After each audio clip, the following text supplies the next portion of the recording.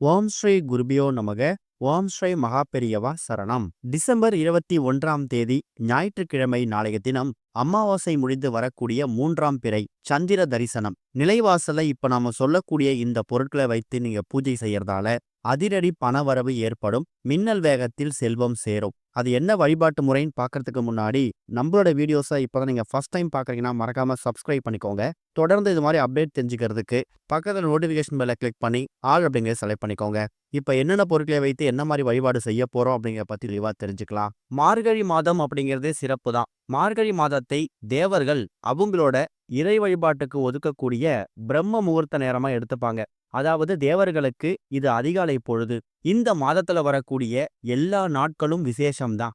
ஆனா அந்த மார்கழியிலேயே வரக்கூடிய அமாவாசை, பௌர்ணமி, சங்கடகர சதுர்த்தி இது மாதிரி நாட்கள்ல மிக முக்கியமான நாள் என்னன்னு கேட்டீங்கன்னா, அமாவாசைக்கு பிறகு 3வது நாளாக வரக்கூடிய சந்திர தரிசனம். அதாவது 3ஆம் பிறை, வளர்பிறை. 3ஆம் பிறையை பார்த்தால் முக்தி கிடைக்கும் அப்படிங்கிற மாதிரி ஒரு பெரிய நம்பிக்கையே இருக்கு. சிவபெருமான் தன்னோட சடையில சூழிருக்கக்கூடிய சந்திரனை தரிசிக்கிறது கோடி புண்ணியம். சூரியனுக்குரிய ஞாயிற்றுக்கிழமையில சந்திர பகவானுக்கு உரிய இந்த சந்திர தரிசனம் வருவது சிவசக்தி ஐக்கியத்தை ஏற்படுத்துது. இது பணப்புழக்கத்தை அதிகரிக்கிறதுக்காகவும் மன நிம்மதிக்கான ஒரு முக்கியமான வழிபாடாகவும் நம்ம மாத்திக்கலாம். அப்படிப்பட்ட முக்கியமான நாள் தான் டிசம்பர் 21ஆம் தேதி ஞாயிற்றுக்கிழமை வந்திருக்கக்கூடிய இந்த ஒரு சந்திர தரிசனம். அமாவாசைக்கு பிறகு வரக்கூடிய இந்த வளர்பிறை இருக்குல்ல, 3ஆம் பிறை அன்னைக்கு பிறை நிலவு நன்றாக வளர்ச்சியா தெரியும். அதை பார்த்தோம்னா நம்ம வாழ்க்கை வளமான வாழ்க்கையா மாறும். இருக்கக்கூடிய செல்வங்கள் பன்மடங்கு வளரும். அதுதான் இந்த வளர்பிறையை தரிசனம் பண்றதுக்கான முக்கியமான அர்த்தம். அதை விட முக்கியமானது 3ஆம் பிறையை நம்ம தரிசனம் செய்தா சிவபெருமானோட சிரச பகுதி, அதாவது தலைப்பகுதி இருக்கு இல்லையா, அத மறைமுகமா தரிசனம் செய்த பலனையும் இந்த 3ஆம் பிறை தரிசனம் மூலமா பெற முடியுமாம். பொதுவா 3ஆம் பிறை அப்படிங்கிறது அமாவாசை முடிந்த 3வது நாள் மாலை 6 மணி முதல் 6:45 மணிக்குள் மேற்கு திசையில தோன்றும். அந்த 3ஆம் பிறையை நம்ம தரிசிக்கணும். அப்படி பண்றதால வறுமைகள் நீங்கும், ஞாபக சக்தி பெருகும், குடும்பத்துல ஒற்றுமை நிலவும். குறிப்பா ஜாதகத்துல சந்திர தோஷம் இருக்கக்கூடியவங்க இந்த 3ஆம் பிறைய கட்டாயம் தரிசனம் செய்யணும். குடும்ப ஒற்றுமை எவ்வாறு நீங்கும் அப்படிங்கிற கேள்வி நிறைய பேருக்கு வரும். சந்திரன் மனோகாரகன். நமக்கு வாழ்க்கையில் இருக்கக்கூடிய மனக்குழப்பங்கள், சண்டை சச்சரவுகள், தீராத பிரச்சனை, இது எல்லாத்துக்கும் தீர்வு கொடுக்கக்கூடியவர் மனோகாரகன்னு அழைக்கப்படக்கூடிய சந்திர பகவான் தான். அதனாலதான் பௌர்ணமி நாட்கள்லையும் அமாவாசை முடிந்து வரக்கூடிய பிறை தரிசனம் அன்னைக்கும் நாம சந்திரனை வழிபாடு செய்யணும். அப்பேற்பட்ட அந்த 3ஆம் பிறை அந்த சந்திர தரிசனம் எந்த நாள்ல வருது அப்படிங்கிறத பொறுத்து அதோட பலன்கள் மாறுபடுமாம். உதாரணத்துக்கு ஞாயிற்றுக்கிழமை சூரிய பகவானுக்கு ரொம்ப உகந்த ஒரு நாள்.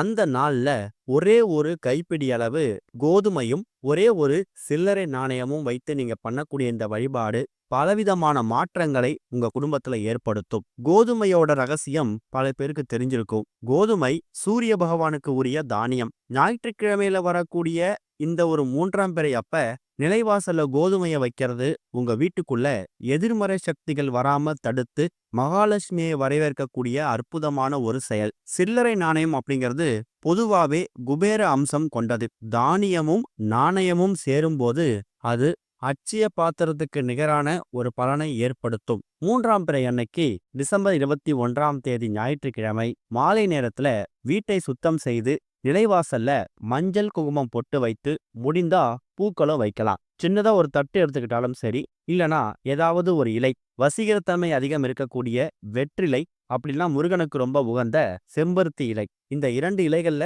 ஏதாவது ஒரு இலை கூட பயன்படுத்திக்கலாம். ஒரே ஒரு கைப்பிடி அளவு சுத்தமான கோதுமை, அது கூட ரூபாய் 1 அப்படி இல்லைன்னா ரூபாய் 5 சில்லறை நாணயம், ஏதாவது ஒரு நாணயம் தான், அது எவ்வளவு ரூபாய் இருந்தாலும் பரவாயில்ல.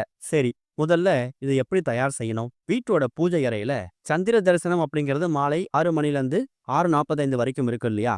சந்திர தரிசனம் அதாவது பிறை நிலவு தெரிய ஆரம்பிச்சதுக்கு பிறகு வீட்டோட பூஜை அறை விளக்கேற்றி வச்சுட்டு உங்களோட குலதெய்வம், இஷ்ட தெய்வம்னு சொல்லி எல்லா கடவுளையும் மனசார பிரார்த்தனை பண்ணணும். அதுக்கப்புறமா சின்னதா ஒரு கிண்ணத்திலையோ இல்ல வெற்றிலை மேல இல்ல செம்பருத்தி இலை மேல அந்த கோதுமையை வைத்து அதுக்கு மேல நீங்க தயார் செய்து வைத்திருக்கக்கூடிய அந்த சிலை நாணயத்தை வச்சிடணும். இந்த ஒட்டுமொத்த அமைப்பையும் பூஜையில வச்சு படைச்சிட்டு நேரா உங்க வீட்டோட மொட்டை மாடிக்கோ இல்ல எங்க இருந்து பார்த்தா பிறை நிலவு தெரியுதோ அந்த இடத்துக்கு போயிட்டு உங்களோட உள்ளங்கையில அந்த தட்டோட அப்படிலாம் அந்த இலையோட அந்த கோதுமையும் சில்லறை நாணயமும் சந்திரனை நோக்கி இருக்கிற மாதிரி பார்த்துட்டு ஓம் சந்திர மௌலீஸ்வராய நமக அப்படின்னு 3 முறை சொல்லுங்க. அதுக்கப்புறமா அமாவாசைக்கு பிறகு இந்த வளர்பிறை எப்படி பிறநிலவு பிரகாசமா வளருதோ, தேய்ந்து போகாம வளர்ச்சி அடையுதோ, அதே மாதிரி எங்க வாழ்க்கையும் தேய்ந்து போகாம வளர்பிறை மாதிரி வளரணும், வாழ்க்கையில எக்கச்சக்கமான செல்வ வளங்கள் பெருகணும்னு மனசார பிரார்த்தனை பண்ணிக்கோங்க.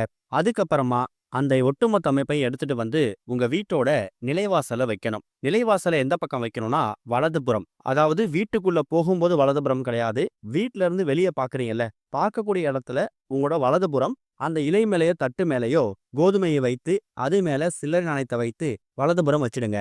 முடிஞ்சா இந்த அமைப்புக்கு பக்கத்துல மண் அகல் விளக்குல தீபம் ஏத்தலாம். இல்லனா நீங்க எப்பவும் போல வீட்ல வாசல்லன்னு விளக்கு ஏத்தி வைப்பீங்கல்ல, காமாட்சி விளக்கோ குத்து விளக்கோ ஏத்தி வைப்பீங்கல்ல, அந்த தீபத்தை கூட இந்த அமைப்புக்கு பக்கத்துல ஏத்தி வைக்கலாம். கூடுமான அளவுக்கு பிறைய பார்த்ததுக்கு பிறகு வளர்பிறைய தரிசனம் செய்ததுக்கு பிறகு இந்த பரிகாரத்தை பண்றது ரொம்ப விசேஷம். அன்று இரவு முழுக்க, அதாவது மாலை ஒரு 6-7 மணிக்கு மேல பூஜை பண்ணிட்டு இதை வைக்கிறீங்கன்னா, இரவு நீங்க சாப்பிட்டுட்டு பூஜையை நீங்க முடிச்சுட்டு நீங்க தூங்க போயிடுங்க.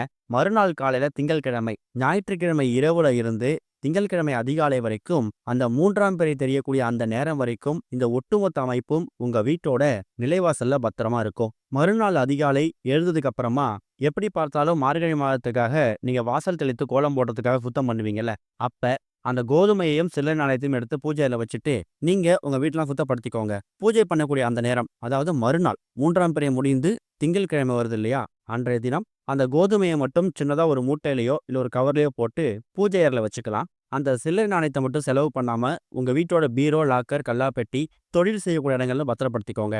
ஒருவேளை அந்த கோதுமையை பத்திரப்படுத்தி வைக்கிறதுக்கான விருப்பம் இல்லாதவங்க தண்ணியில விட்டாலும் சரி, இல்ல பறவைகளுக்கு போட்டாலும் சரி, அது உங்க விருப்பம் தான். ஆனா ஞாயிற்றுக்கிழமை சூரிய பகவானுக்கு ரொம்ப உகந்த கோதுமையையும் குபேர அம்சமும் மகாலட்சுமி அம்சமும் நிறைந்திருக்கக்கூடிய அந்த சில்லறை நாணயம் இருக்குல்ல, இந்த நாணயமும் இந்த தானியமும் சேரக்கூடிய நேரம் ரொம்ப முக்கியம். இது மூலயமா உங்க வீட்டில் இருக்கக்கூடிய வறுமைகள்லாம் நீங்கி செல்வ செழிப்பு உண்டாகும். தினமும் சமையலுக்கு பயன்படுத்தக்கூடிய, நம்ம சாப்பிட்றதுக்கு பயன்படுத்தக்கூடிய எந்த ஒரு பொருளும் உங்களுக்கு பஞ்சம் ஏற்படாது. அந்த நாணயம் அப்படிங்கிறது உங்க வீட்டுக்குள்ள செல்வ வளத்தை, பொருளாதாரத்தை மேம்படுத்தும். காரணம், ஞாயிற்றுக்கிழமை அமாவாசைக்கு பிறகு வரக்கூடிய 3ஆம் பிறை சந்திர தரிசனம் செய்துட்டு இந்த பரிகாரத்தை பண்றீங்க. அதனால எக்கச்சக்கமான செல்வ வளங்கள் ஏற்படும். இந்த பரிகாரத்தை செஞ்சுட்டு அது கூட உங்களோட முழு உழைப்பை போடும்போது அதுக்கான பலன் நிச்சயமாக உங்களை தேடி வரும். பார்க்கறதுக்கு ரொம்ப எளிமையா தெரியும். கோதுமையை நீங்க எக்காரணத்தை கொண்டும் கோதுமை மாவா பயன்படுத்தக்கூடாது. முழு கோதுமை தானியமாகத்தான் பயன்படுத்தணும். ரொம்ப அதிகமா இருக்கணும் அப்படிங்கிற கட்டாயம் கிடையாது. குறைந்தது ஒரு கைப்பிடி இல்ல ஒரு 2-3 ஸ்பூன் இருந்தா கூட போதும். இந்த பரிகாரத்தை நீங்க செஞ்சுக்கலாம். நம்பிக்கையோட பண்ணும்போது மார்கழி மாதத்தோட தெய்வீக ஆற்றலும் சந்திர பகவானோட ஆசீர்வாதமும் சூரிய பகவானோட அனுகிரகமும் உங்களோட இல்லம் தேடி வரும். கண்டிப்பா இந்த ஒரு தகவல் பயனுள்ள தகவலா இருந்தா உங்களை மாதிரி ஒரு 4 பேருக்கு ஷேர் பண்ணுங்க. ஓம் ஸ்ரீ குருபியோ நமக. ஓம் ஸ்ரீ மகா பெரியவா சரணம்.